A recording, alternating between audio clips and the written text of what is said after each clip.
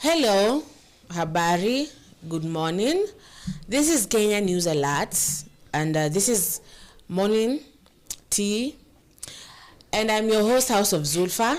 And today also nimeletea mgeni pia ambao tuko going to discuss some issues, so I'm going to let the guests introduce themselves. Hello everyone, I'm Lewis Philip, and I'm happy to be here with you. Welcome. Thank you. Karibu. Asante. So Kenya, ukoaje? Niko poa. Yeah, kupambana na hii life too. Una feel Kenya ikupeleka aje? Kenya is not everyone's cup of tea, so. So yeah, we just have to bear with it, to bear with it because it is our country. It is our country, it is our home. We can't, because we love it. Yeah. Unajua unaambia ukipenda unakuwa fala. Unakuwa tu fala, unafunga tu macho to some things. Yeah. You can't do anything about it. You can't do anything. You won't abandon it. You can't. Ukishapenda hata akue aje. Hata kufanyia. Now Kenya is our love, yeah. Our first love, by the way. Yeah. Hadi akitua to break, we are like, tusha like maybe hakuwa na intent. Yeah. Maybe ilikuwa mistake. Ilikuwa makosa. Maybe hakuwa najua ni mie na heart. You know, you give it excuses, yeah? When you love something. Indeed. And this is Kenya, it's our first love. Yeah. Because the moment you're born, you're Kenyan first. I think you're Kenyan first. Yeah, you're Kenyan before first. Before you're even your tribe, you're Kenyan first, yeah? Yeah. Before useme wewe ni Mkisi. Sindio? Yeah. Yes. So, welcome to our studios. Thank you. So good to have you here. My pleasure. Yeah. So kuna kitu ambayo imehappen. Si kama ambaye unajua our former president. Mtoto our first prime minister. Yeah, Mr. Uhuru. Mr. Uhuru Jomo Kenyatta. But jina yake kwa ni Jaden for real? I hear Jaden. Call him Jaden. Mwenye nimuita Jaden alijaribu. Inakaa joke sahi. Yeah. When you're called as a child, when you grow up, inakaa nani alikuita hivyo? And everyone is like, it's like, sijui parents think because you're cute and you're little and then you call that name. When you grow up, it's not a serious name. Yeah. Ni kama like right now, a man comes and aitwa Jaden, kwanza napasua. I'm a junior. Those names are like no serious at all. There is this mzee akiwa kijana alikuwa anaitwa Junior. So hizi mtu anamtanga Junior na ako like and that mtu wamekuwa mabeshte hivi. So kwa zile za mimi nakaa kijana mwenzako. That's your name. Unaona? Yeah. Like ni kama mtu fulani kwa Sweetie. Jina lako ni Sweetie. Sweetie. Yeah, like the name was Sweetie something. You know? So Jaden, our former president, yeah. Anajua ukiretire na kuishi Gatundu. Yeah. North. His home. Yeah. Na kumekuwa na some things happening, tukamsikia alikuwa kwa harusi. Yesterday actually morning we were discussing about how alikuwa kwa harusi ya mtoto wa Kalonzo Misaada, now Mrs. Martin Nyaga. Yeah. Na Uhuru alienda huko. Yes. And people are like, no, this is not just a marriage, you know, because in Kenya everything they do is politically inspired. Yeah. It's political, every move. Nilikuwa naambia watu jana nasema everything that Kenyan politicians do is politically inspired. Hata ukisikia ati sukari ilianguka Mumias, something political. You know, political. Yeah. And so when you walila kule people, Kenyans were like, maybe these guys are just not there. Uhuru agenda pale just for arusi, you know, because for the longest time amekuwa atujui nini endelea. Actually the first time we heard of Uhuru after ameretire ni juzi walipopatana kwenye kanisa. Yeah. Yeah, our president and I think Raila was there too, you know. Yeah. And akasema mimi naangalianga tu TV. Na sasa tu radio mimi niko tu naangalia tujaluza kwani where have you been? Yeah. You know, because you just the moment you went home and you handed over mamlaka to Ruto, you just disappeared. Yeah. So where have you been? Mimi naangalia tu TV na news nini, you know. So that's the first time we heard of him, and then the second time we are seeing him making moves. Tunamuona kwa nini ya Kalonzo, kwa wedding ya mtoto wa Kalonzo. Yeah. And Kenyans, as Kenyans, because we have freedom of speech, were like, no. There is something. That is something. What do you think? Like how? Now, unajua Kalonzo anatisha for presidency 2027. Yeah. So tell me, what do you think about that? What do you think about? Do you think alienda tu hivyo? No, that can't be at alienda hivyo because they are besties. That is not. Yeah. That is not possible because the same teacher I was talking told me that I was talking about the other day. Told me that in politics there is no permanent friend or permanent enemy. Yes. So you can't tell me that Juzi Kalonzo was who was Raila's Korana was now is besties with the president. Okay. Ruto. That is not possible. Yes. So there must be something that transpired in between there. Politically, kabisa. You know. Yeah. And the funny thing was, and Kenyans really observed that, we didn't see the couple photos. We were just seeing the photos of Uhuru and Kalonzo.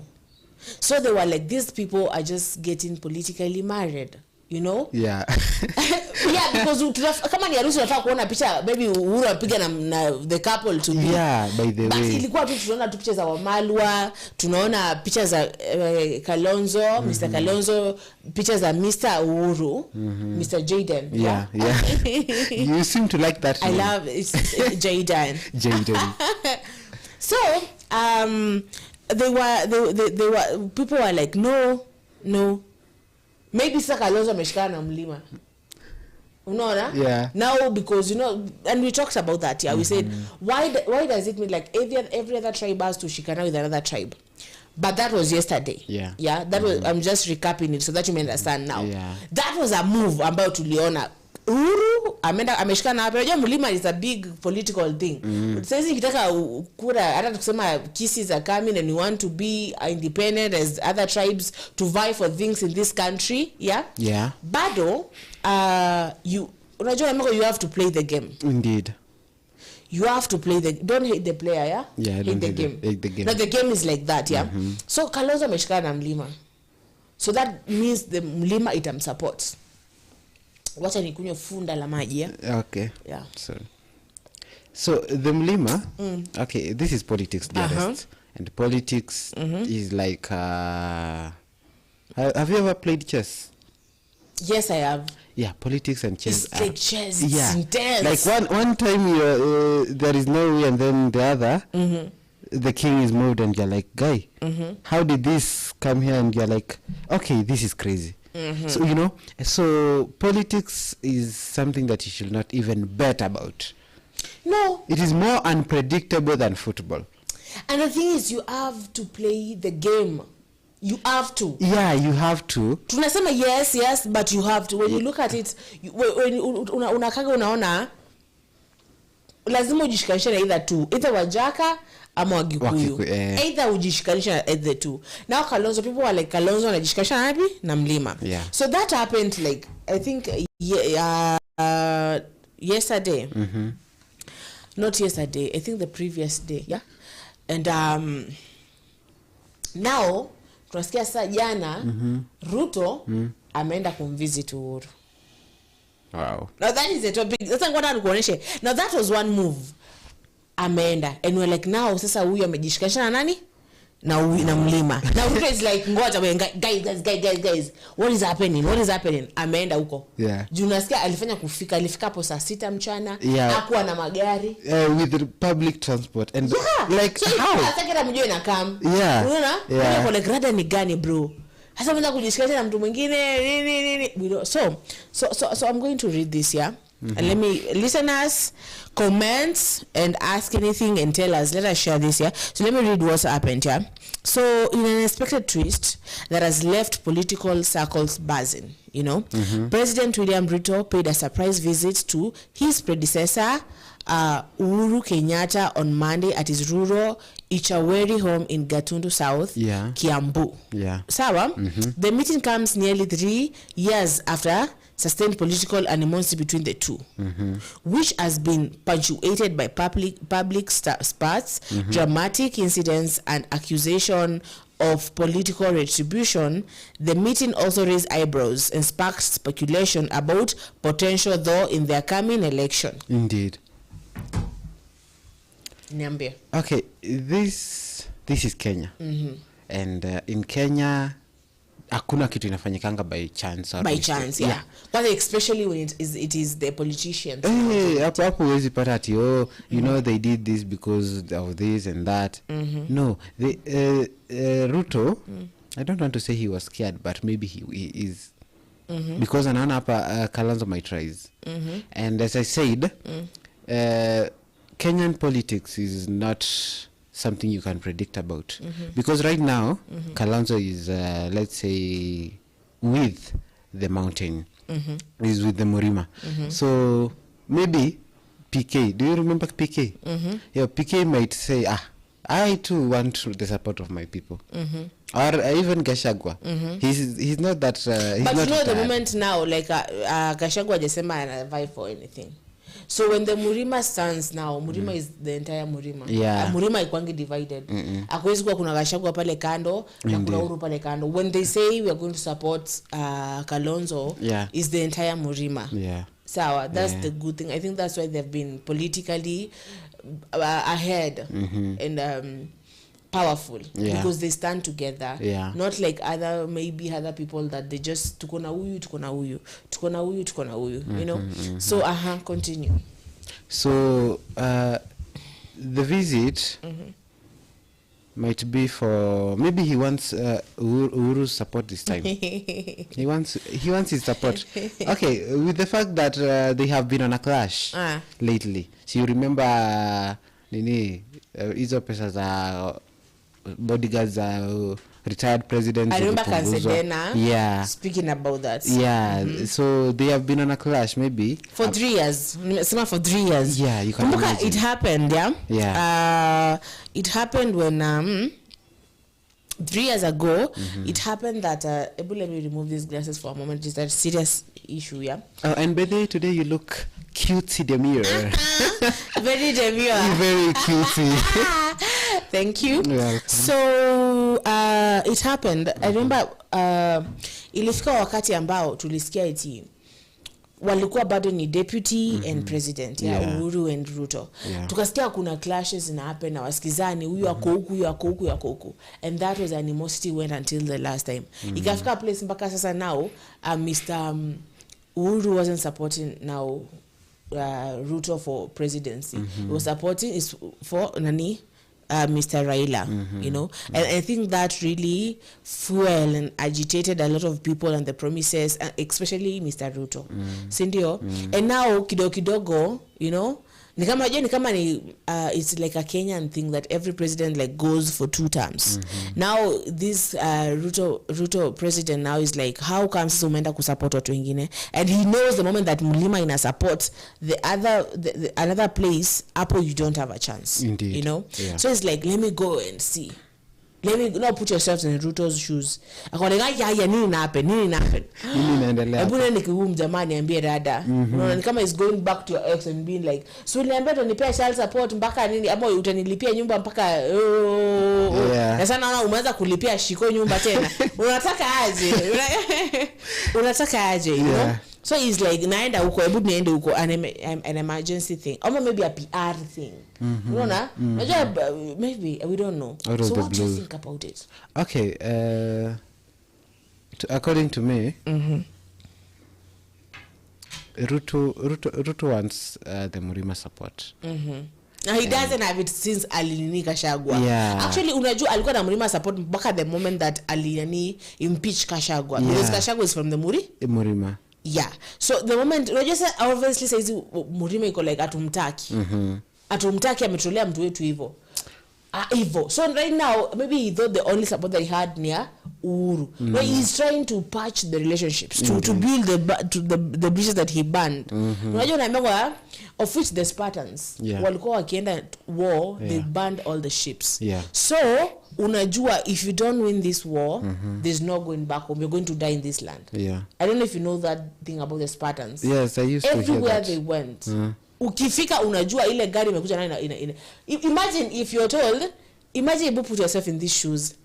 like you're going to school na babako akikufikisha hapa na kuambia auregei au babako anashutiwa hapo, okay, unaambiwa sasa hakuna mahali unaenda until you get an A, until you do well, you exceed in your exams. Wow. What should you do? So now this man just have to work hard. Now this man, Mr. Ruto, banned all the bridges. Yes, banned. Yeah. Zote kabisa. Ameziban vibaya, alibana Uhuru. Kabisa. Ameban na Gachagua. Na hiyo ni mlima sasa. Na tumesema hata tukisema let us not hate the players, yeah? Let us hate the game. We know lazima ujishikanishe na one tribe, yeah? Okay, in future maybe it will be different. Yeah. Maybe now the kisses will come, upate kisses wako peke yao, taita wako peke yao. Like you can vie on your own with your own tribe and Kenya will accept you. Yeah. Like the only thing unafaa kujishikanisha nayo ni Kenya peke yake.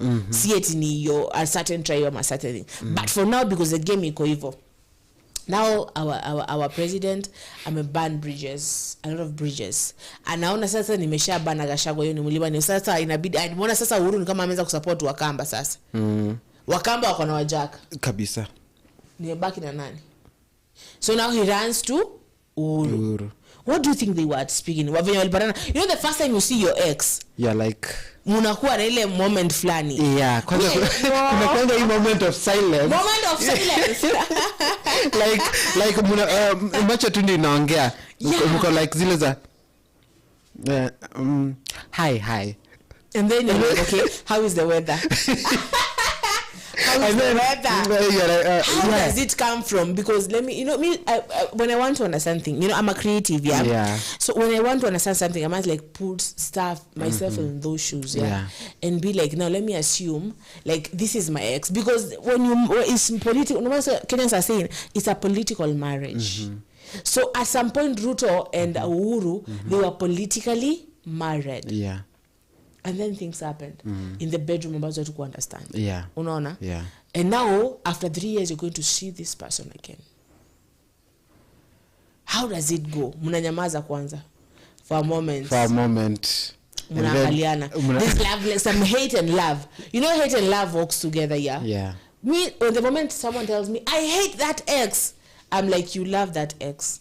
Because the moment that you let go of someone, you're numb to them. Yeah. You're numb, like hata afanya nini utakuwa like but at the head, so you meet and you're like hapo, so maybe we'll meet na tukue hapo in that. I told you, our viewers and listeners, let us put ourselves there.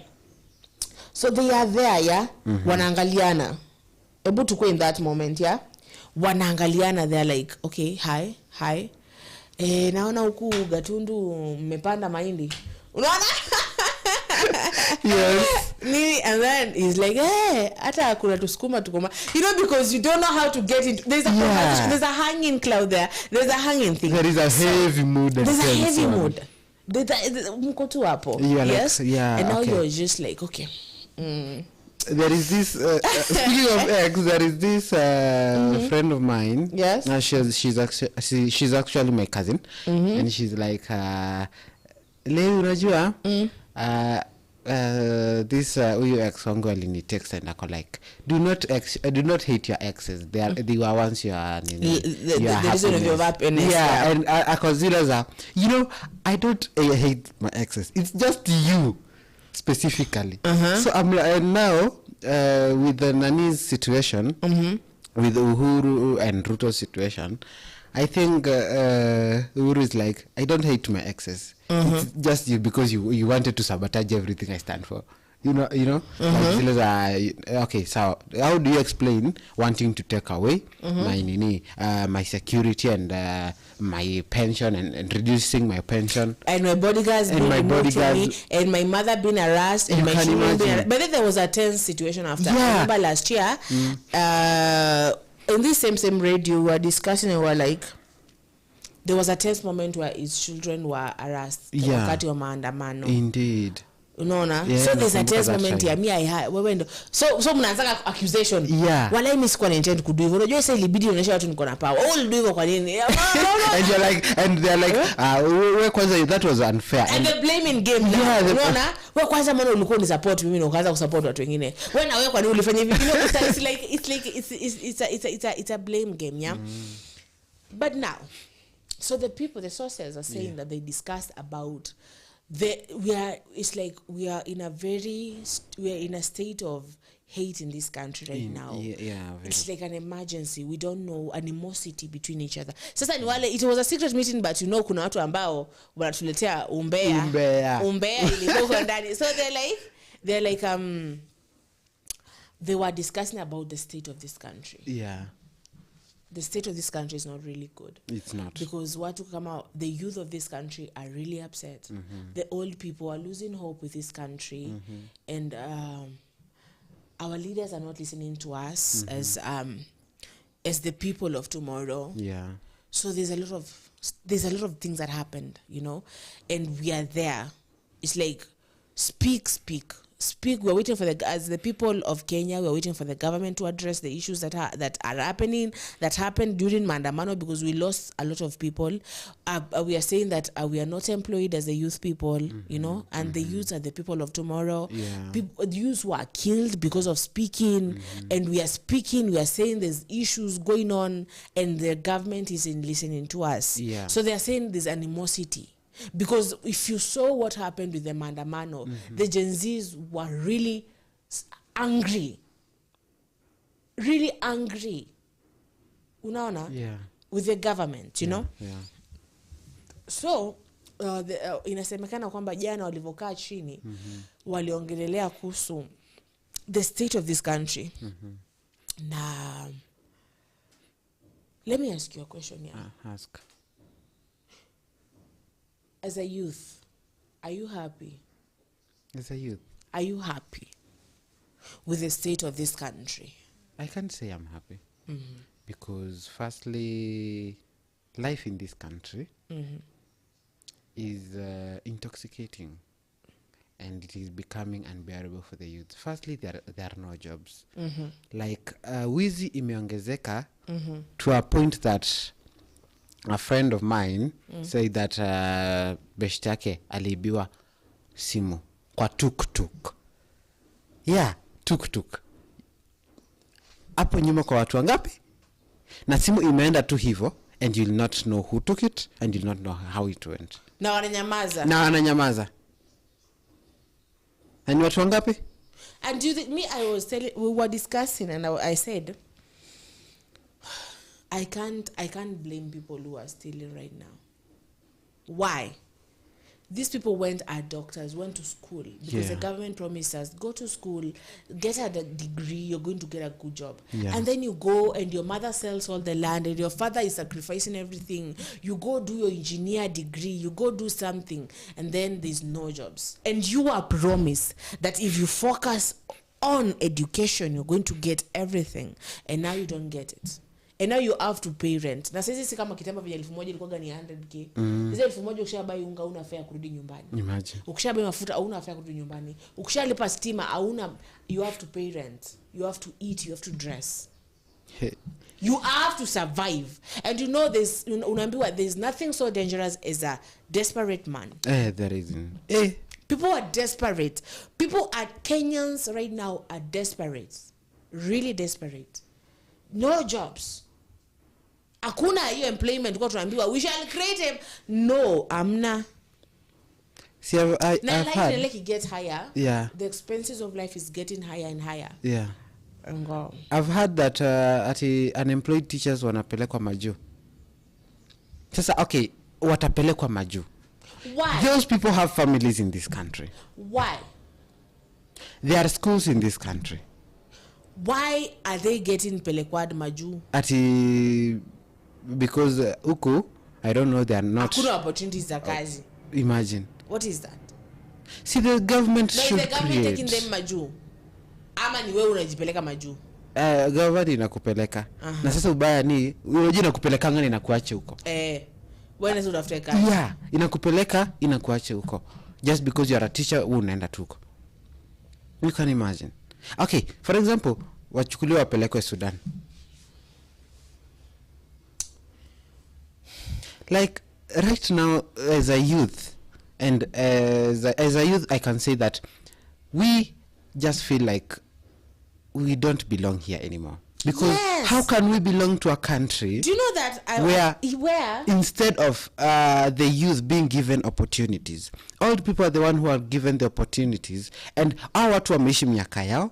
That's why our youth are going back to drugs. Yeah, our watu wameishi miaka yao, hawa watu wako na pesa zao. We need that little amount because we have families out there. The things that we are doing, hii bangi si ati we just decide wacha leo niamke nikuwe mvuta bangi. No. Stress. I am in stress, I am in depression. To escape. Yeah, something hata kama ni 5 minutes, it will take my mind off things. And we are blaming them. And we said, achana mayus, so wao nikula tu madarati, wanatafuna mogoka, wanavuta bangi, wanalewa, wanajidunga, wanaiba, ni watu wachafu. It's the state of this country. We are desperate as the youths of this country. So those are the kind of things that they were discussing back there, yeah? Yeah. So, wakasema bado, they were saying that the solution, the solution, which I will discuss after we come back from the break, you know, during a break, what I can tell my viewers is that continue on commenting, continue on viewing, continue on telling us how you feel about the state of this country, and tell us, do you think that Uhuru, Ruto going to visit Uhuru, what is it? Is it a political move? Are they genuinely concerned about the state of this country? You know? So let us go for that break and then we will be back shortly.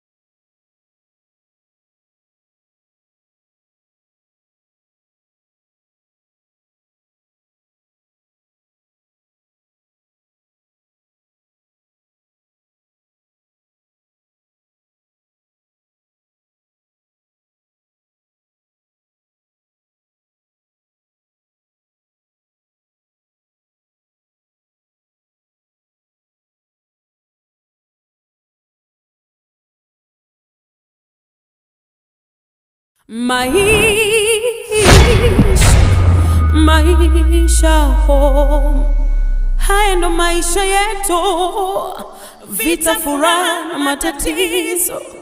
Maisha home, masaibu chungu nzima. Maisha home. Si mimi nilikuja Nairobi kwa shishi Afrikana, mtoto wa dadangu. Awe nawe napenda udaku.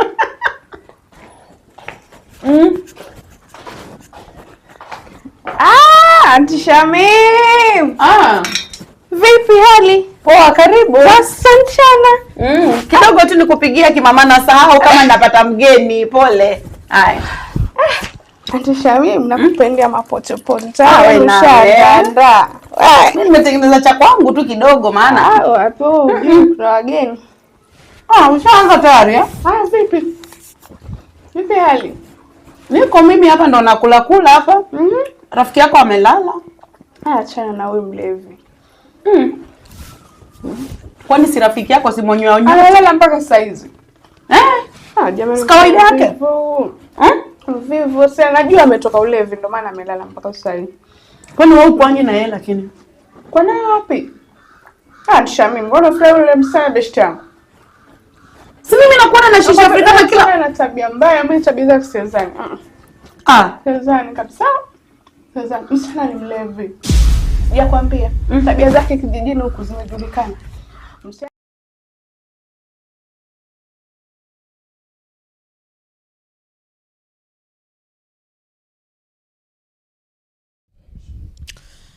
Hello and welcome back to Kenya News Alert. This is Morning Tea Show. I'm your host, House of Zulfa, and I have a guest today again, and your name is? Lewis Philip. Yeah. So, wakasema, tulikuwa pale tuongelea kuhusu Ruto.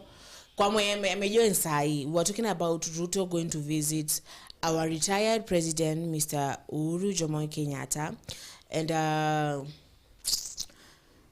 they were discussing apparently about the state of this country. And they came up with some solutions.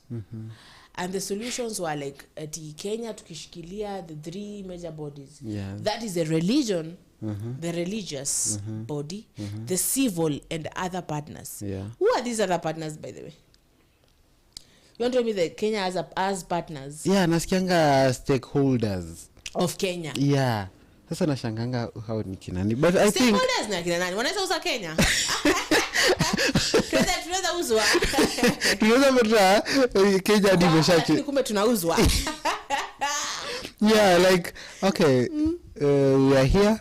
Okay, I think the stakeholders the people with these big companies and all that. Who? Like Kama ule mwanda kuziwa airport. Yeah, kama huyo. And then watu wa EPZ. and EPZ is a big thing because yeah. Like 3 counties. By the way, EPZ and then Chandarias and then the Chinas because up around here there are those Chinese. Yeah, I think those are the ones that. So what does it mean wakisema tunafaa tushikilie the 3 major bodies? Wasikia the first one, the religious one. Yeah. The civil. Yeah. The stakeholders, not the partners. The stakeholders. So okay. Tell me. The religious. There is Do you this. think religion should really be in politics? Yeah. Very. Why? Because religion is the only sane body that brings the country and the leaders together. Okay. Because this when religion is not there and the leaders will be like this judge who feared no man or God, you see. So the religion ensures that God's voice is at least heard, and these people, even if they do not fear other people, they will fear God. Unaona? So the religious body is one of the main that should be respected, and these leaders should know how to bring it together.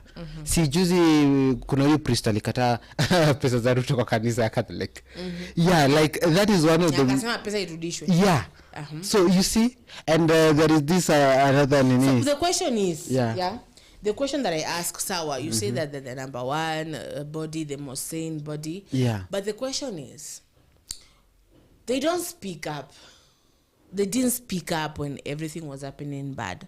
When they were receiving that money, until now the Gen Zs were like, no, is when they spoke up and they were like, oh. Unajua hata kwenye Yesu kwa Biblia walisema Kaisari apewe yake na kanisa apewe yake.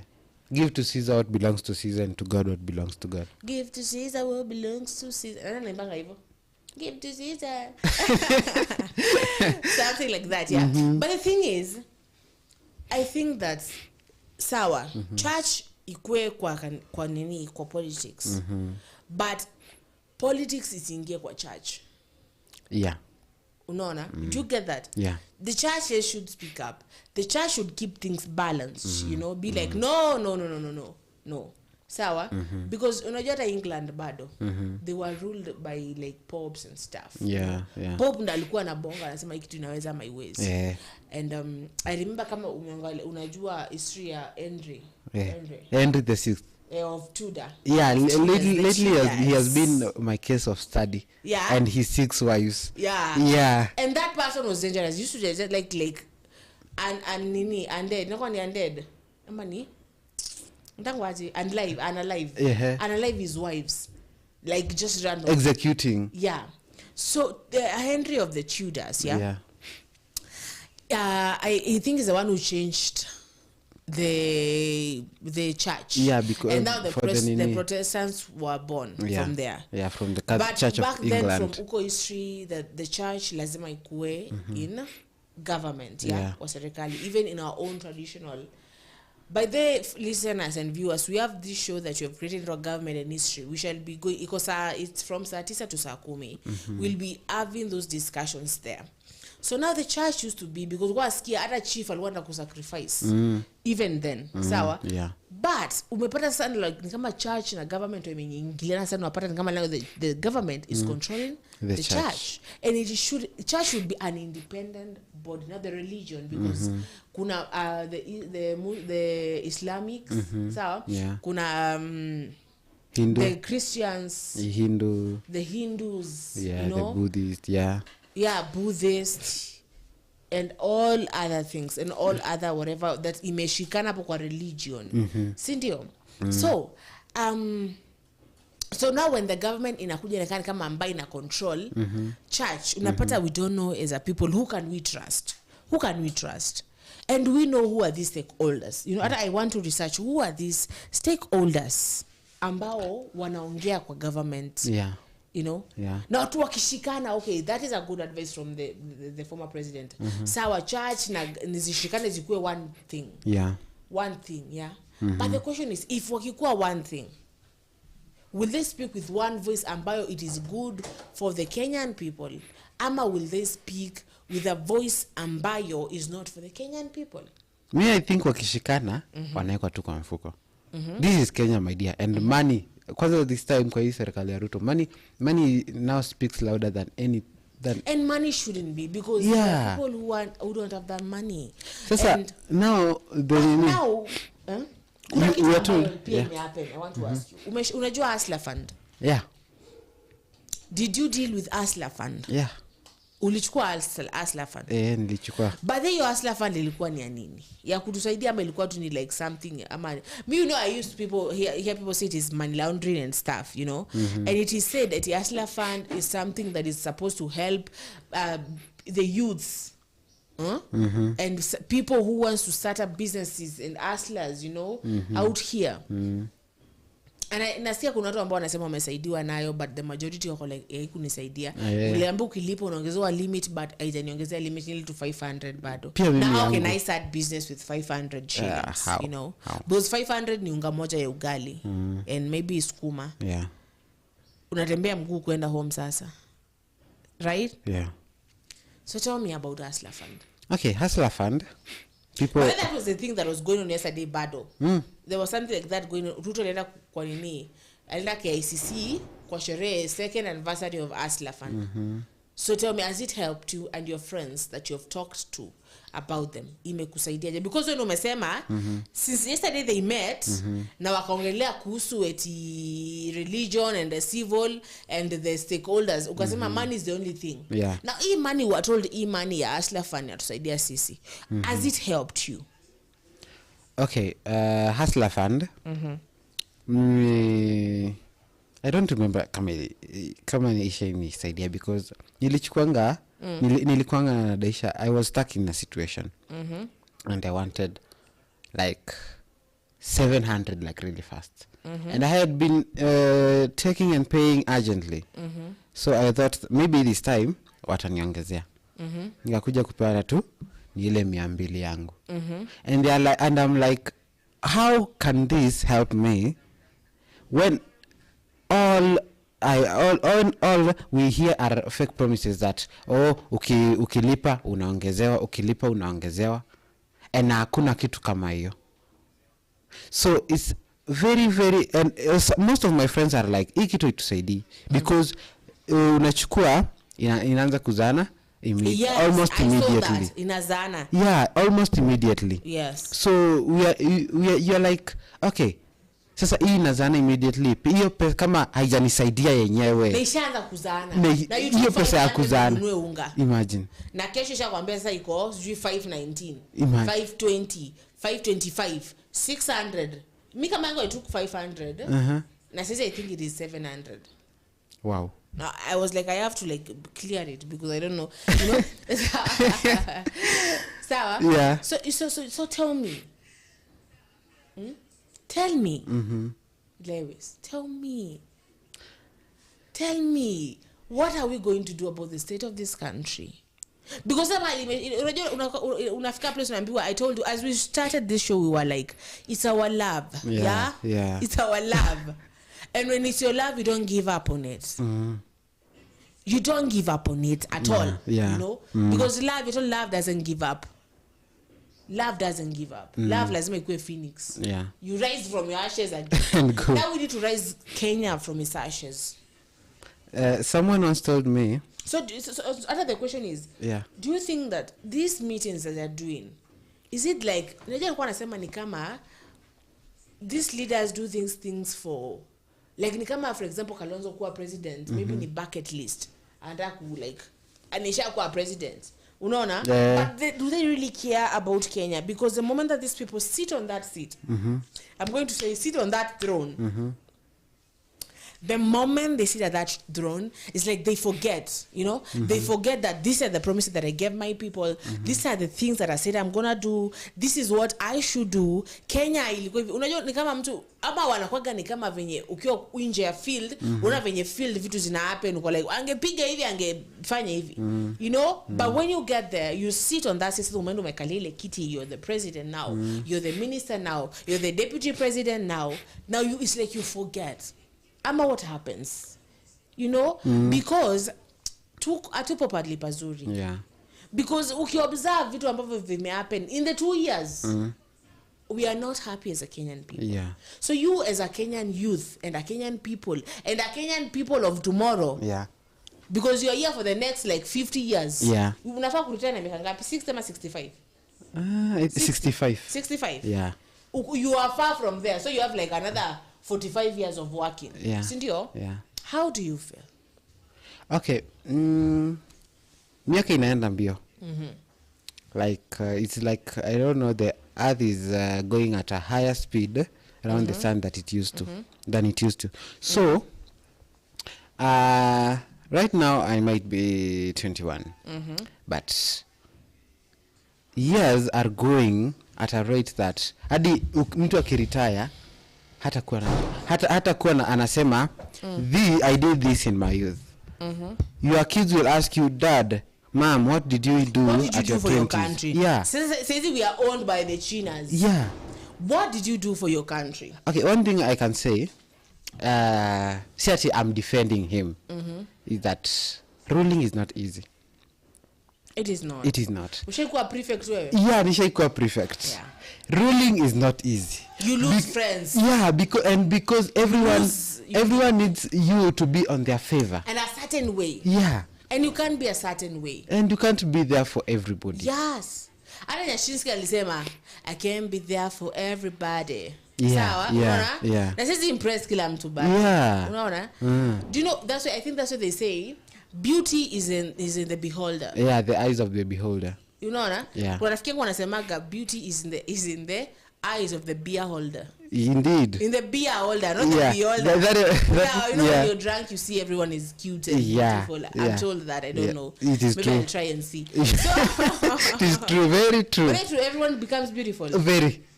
And you're everyone. Even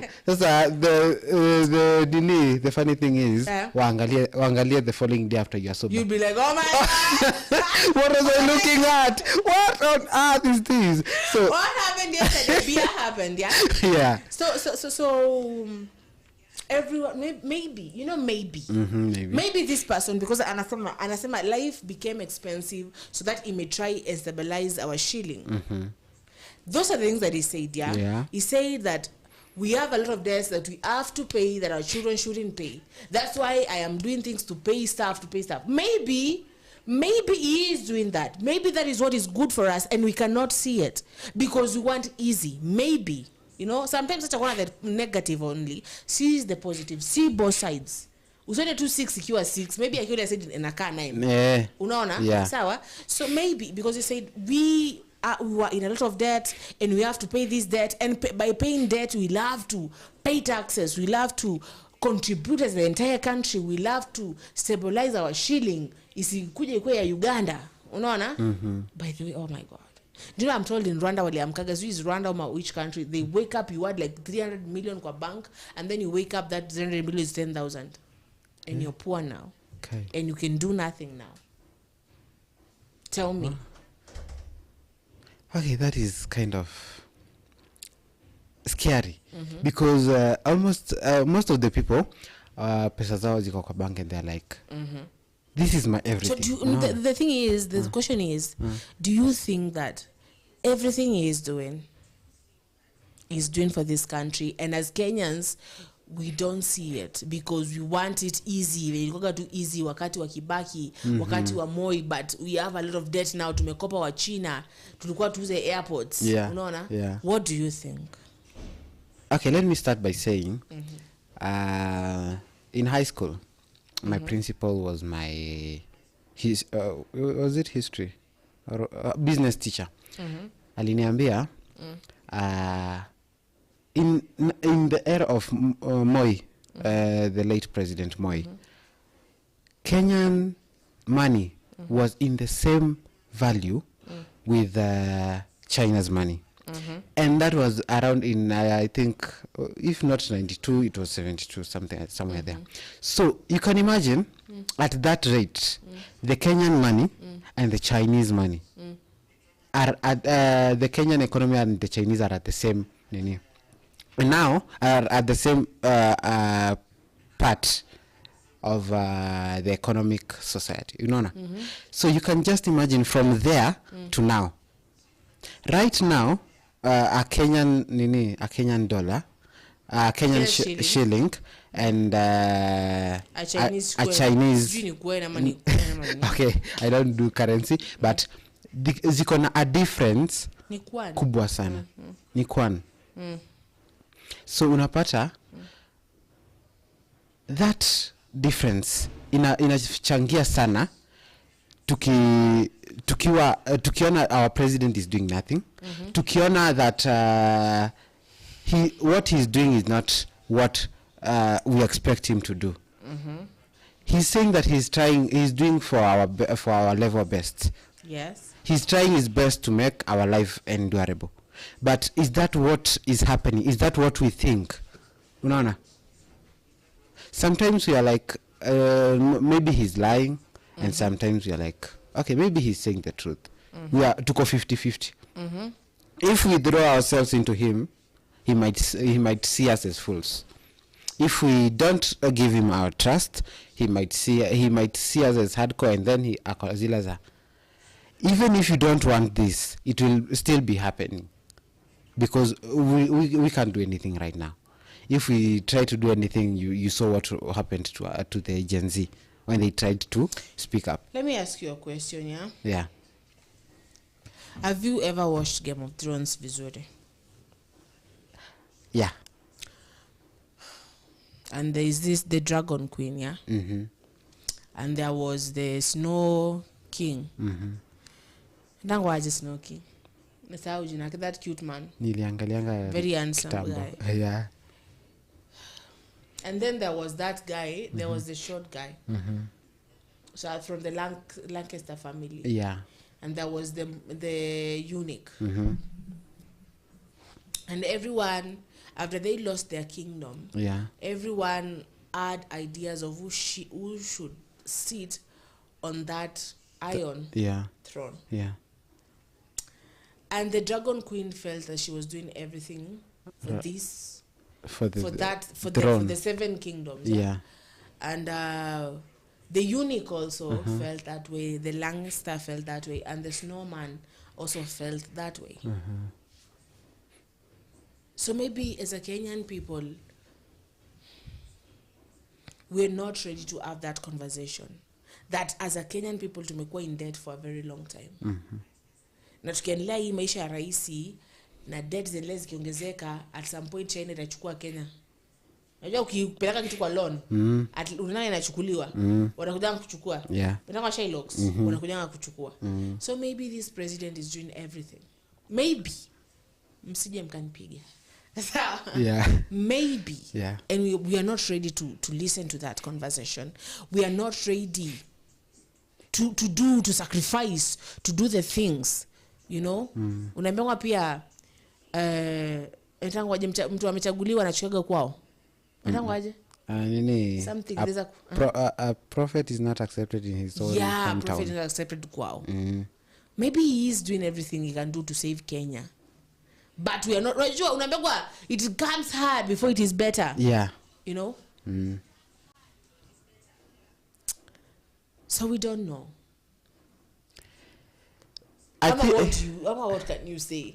Okay, according to Kenyans, which I am a Kenyan, according to me, I can see that he's trying.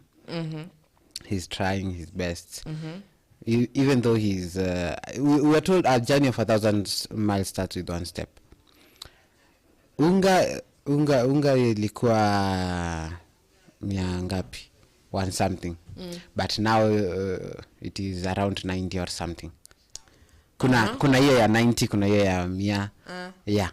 So people are grumbling for it, but now unaweza nunua at your own. But then you know unga kitambo 40 bob, I'm told by my mom. Yeah. My mom told me that actually I saw my mom comes from a very rich family. Very rich. Very rich. Do you know that her father's lawyer was Mutula Kilonzo? Yeah. Wow. So you know. Royalty. So she comes from a very rich family. Very rich family. And I saw vitabu counters ambazo kwa zimeandikwa kuhusu budget ya duka, because they had a lot of shops. They used even to work with Comesa. Wow. Comesa, the African bloc. So I saw and I was like, ngoja ameandika sijui sumuni sijui kuna vitu fulani, kuna stock fulani imeletwa sijui ni shilingi 3. Hiyo shilingi 3 is like sijui ni bundle ngapi za unga za chapo. 3 bob. Unasikia it is like 10 bundles. 3 bob. Aniambia nyumba used to be paid like kama akiwa kole. Nyumba ilikuwa inalipwa zweti bob moja. Nyumba. Wow. Ukiishi place mzuri ni 10 bob. But that 10 bob was big. You know, it was like unaishi one bedroom na shilingi 10. Wow. Una get? Yeah. You know. So it was a good time then. I don't know where we went wrong, you know. Now what walikuwa na struggle kuhusu unga. That is what you were saying. Yeah, they were struggling kupata unga. And you are like sasa okay, utapata unga na mafuta je? Ya kupika, ya kukula. Si unakumbuka hii time yenye kulikuwa kwa mafuta ilikuwa imepotea. And it was like everyone is claiming that the president. Sometimes we should even look that we should even see that on that point. Unasema hivyo. There's someone who asked me, maybe we are blaming the president, but maybe the president unasema barabara fulani imeharibika, hospitali fulani haina pesa. Maybe the president anapeana hiyo pesa. But by the time inafika pale kwa MCA, wao ndo wanaharibu. Maybe anapeana 10 billion ya kutengeneza barabara, because we are discussing about this person called Morara Kebaso, and we were discussing alilo hospitali Taita, akaenda huko Taita akapata. Ukienda, I don't know if you ever gone to Coast. Ukienda Coast kuna barabara ambayo iko, there's a national park there, name inaitwaje? Kwa national park pale kubwa sana. Is this Serengeti? I've never been to Coast. No, it's we know it. Hata kama hujaenda Coast, you know it because umeisoma. It contributes so much in the economy and the tax paying of this Masai Mara or something? No, Masai Mara iko place ingine. When you're going to Coast kuna nini hapo? I'm forgetting the name. Is it Serengeti? No. Kuna that place, yeah? And barabara iko vibaya sana. Hiyo barabara ngao the last imetengenezwa ni 2000. Na pesa inashina kitolewa. Kumekuwa na magavana, kumekuwa na ministers, kumekuwa na nani, but mpaka sai na pesa inatolewa ya kutengeneza. So this person asked me, maybe you're blaming the president, but the president maybe anatoa pesa because inabaki ilitolewa. Yeah. Unaona? Pesa ilitolewa ya kutengeneza barabara, ya kuweka dawa kwenye hospitali, ya kulipa madaktari, but haijawafikia. So tell me. So, okay, hapo should we blame the president alone? Ama tunafaa kusema president akwe kama endangwaje? Huyu CS education kitambo. Matiang'I aende hapo in the ground. Yeah. Ajue in the ground. Pesa nimepeana hapa, mbona barabara haijatengezwa? Wewe toka mwingine. Tukue kama alikuwa nitoaje? President aliyekufa Magufuli wa Tanzania. Magufuli anatoa huyo anaingiza huyo. Anakupiga. I heard there were teachers that alienda kuwapiga viboko. Yeah. The teachers. In a school there in Tanzania, Dar es Salaam. Yeah. So guys, you are saying we shouldn't blame the president. Now tell me, as we close up the show, naona muda pale watupiga kisogo. So niambie, what do you think? I don't think the president is the only one who can be blamed. Pia watu wenye anapea hizi contract and all that. Pia wao wanatumia hizi pesa vibaya. When we start blaming the president, we should make sure that those people wenye pia sisi tunachagua apart from the tumechagua, they are trustworthy. And we should advise him. Si kuna hizi nini akienda public court gatherings. Yeah. So tunafaa tumwambie kama ni kuchagua watu, achague mtu mwenye they will not squander the money. They will put the money in use. And even if he will have to use Matiang'I's way of working. Work ethic. Yeah, tumekaa tu hapa hivi and out of the blues tunasikia gari ndo hii imefika. Ako like ngoja unasikia ako pale. Unaweza kitengela. Mbona kitengela hakuna street lights? Na nimependa pesa ya street lights. Nani MCA wa hapa? Mbona Adriva hakuna barabara mzuri kunyesha kuna kaa vibaya? Mbona sewage ya Adriva mpaka sasa inatusumbua? Mbona pale pana kaa? So that is what we as a country should advise our president to do. Something at least pia sisi tutanini. Now, Mr. President, His Excellency, maybe you should come to the ground, and see things from the ground, from the perspective of the ground. Vitu kwa background. Kwa ground ni different. Yeah, vitu kwa ground by the way ni very different right Sana. now. Maybe unafaa ukuja hapo, uangalie uulize who is this person? Like anaamua I am going today, naenda leo Taita. Hii barabara ngoja. Sasa kuna kila mtu wa kila department, sawa? Hii barabara nilipena pesa ngapi? The government allocated this kind of money. What happened? Mr. President, what happened? Ruling is not easy. Yeah. And you can't be everywhere. You can't be everywhere at the same time. But at least you can, put somebody you trust. Si kila mtu ni trusted huku nje. Maybe those who we think are friends are mostly the one who wenye wanatumaliza. There was this movie I was watching, The Crown. The Crown, the Prime Minister, during the time of Queen Elizabeth, she has served with so many prime ministers. So one of them was like, you should not go visit the people because that will show that the crown is weak.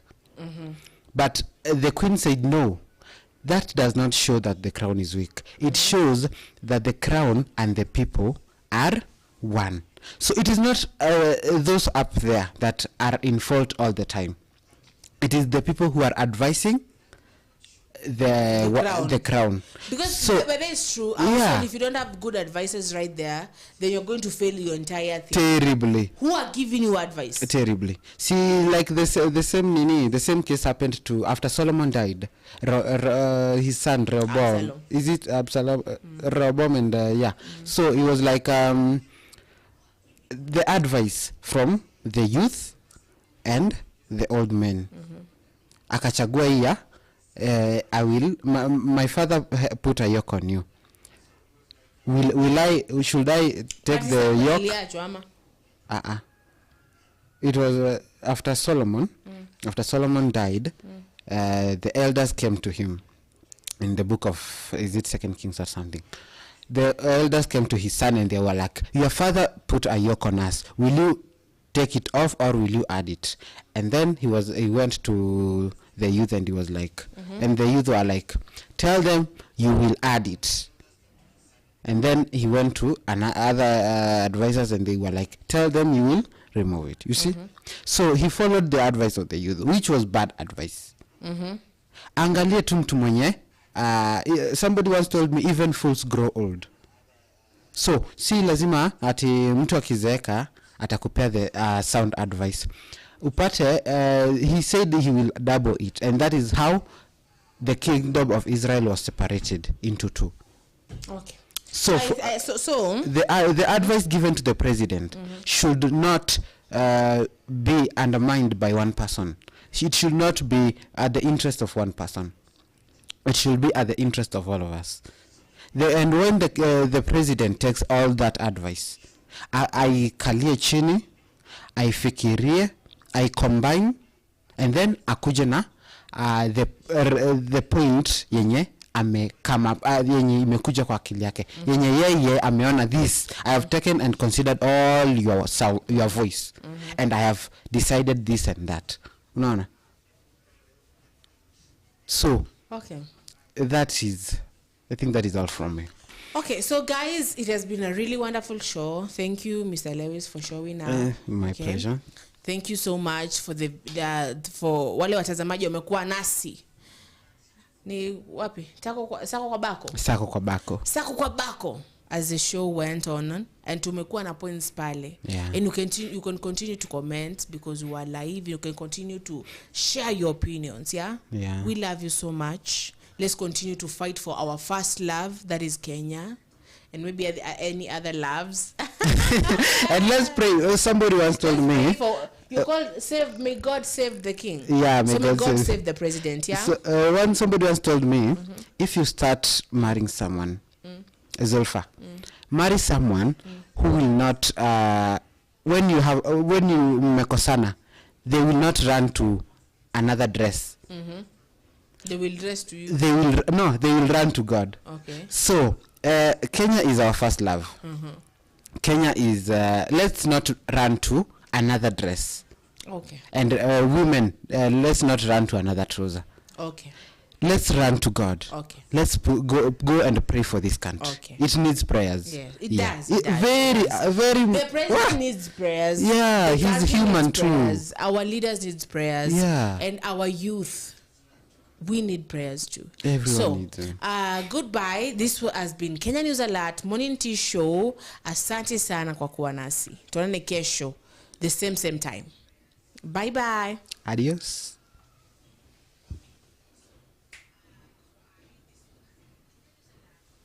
Yes. So